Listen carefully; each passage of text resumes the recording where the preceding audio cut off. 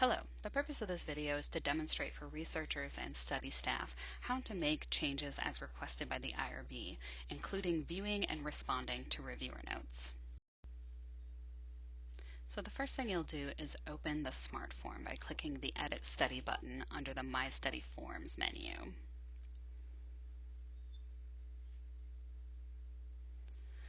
This will open the Smart Form, and what you're looking for here is reviewer notes. Now you'll notice on the navigation menu that there are these speech bubble icons with numbers in them. Now these speech bubble icons indicate that there are reviewer notes present on that page of the Smart Form. And the number inside of the speech bubble indicates how many reviewer notes are associated with that particular page. Now, the important thing to understand is that there are a variety of symbols and they each mean something different. This speech bubble icon with the red dot above it is the most important thing to be looking out for because that indicates there are reviewer notes that require your attention. So click on a page that has this icon next to it and you'll be taken to that page to view the reviewer notes. Now, reviewer notes can be logged at the question level with this update. So you'll see following the text of this question is one of those speech bubble icons with the red dot above it. If you click it, it will open the reviewer note interface. And it shows you all the reviewer notes that are associated with this question. So you'll see there's 3 inside the icon after the question, indicating there are 3 reviewer notes associated with this question. So you can see that 2 of them are old notes in that they have replies already to them. But here you'll see this says response required. This is a new reviewer note and requires your attention. So to close out of the interface, just click close. You'll notice down here that there is another speech bubble icon, but this has a green check mark above it. If you click on it, you'll see that there is an old reviewer note that does not require a response, but it indicates that this thread is resolved. What that means is reviewers have the option to resolve threads during their review, which means they believe that the issue has been dealt with. Practically what it means is that there is no option to continue to respond to the note. So compare that with this note up here. These threads have not been resolved. You can see they're not marked as resolved, and you have the option to continue to reply to those notes. Once a thread is resolved, you will no longer have the option to reply. So what you'll need to do is view all of the reviewer notes and make the changes that are requested in those notes. And then you will reply to the note. A response is required as noted here. So you'll type up a response and then click OK. And you will see that your response has populated.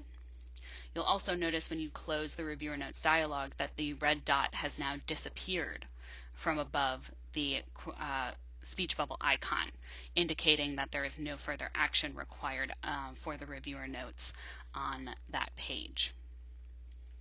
You'll also note that correspondingly on the navigation menu, the speech bubble icon no longer has that red dot above it, indicating that all of the reviewer notes on this page have been addressed.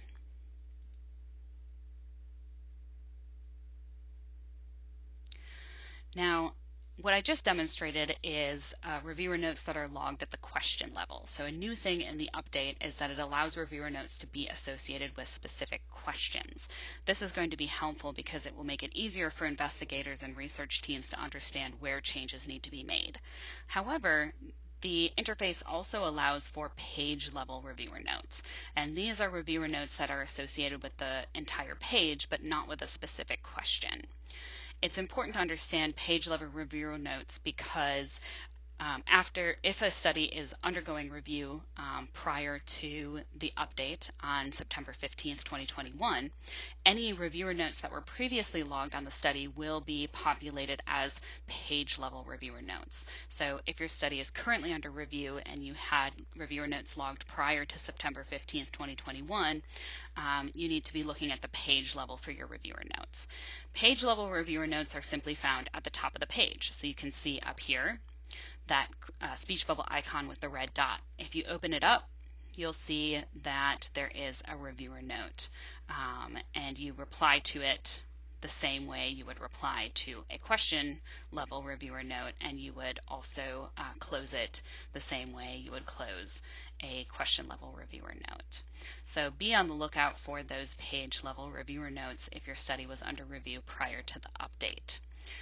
For the most part going forward, reviewers will be logging question level reviewer notes because like I said, it makes it easier for you to understand where you need to make the changes.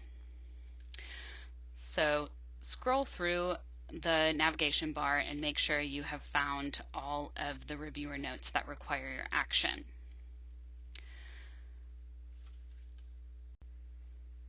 Another thing I wanted to demonstrate is the change history log. So when you open a reviewer note dialog related to a specific question, you will see this change history column on the side of the reviewer notes dialog. And it will show you what the previous response to a question was in a previous version and when that change was made.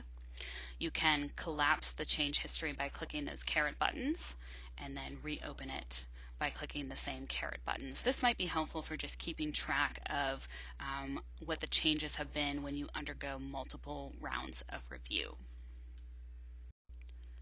Once you have made all the changes as requested by the IRB, the next thing you'll want to do before you submit is use the validate function in order to ensure there are no missing required responses or missing responses to reviewer notes that might give you an error when you try to submit the study for changes. So to do that, you go to the navigation menu and click on Validate.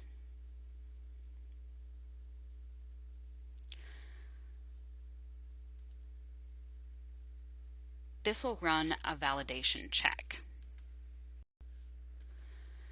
Once the validation check is run, you'll notice that there are additional icons in the navigation menu. So a green check means that there are no errors on that page.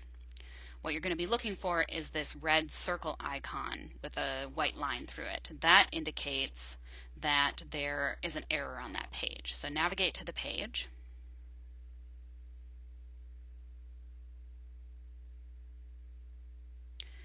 And under here you'll see it says reviewer note and reviewer note again. This is indicating to you that the error is that we have not responded to these reviewer notes yet. So let's take a moment to respond.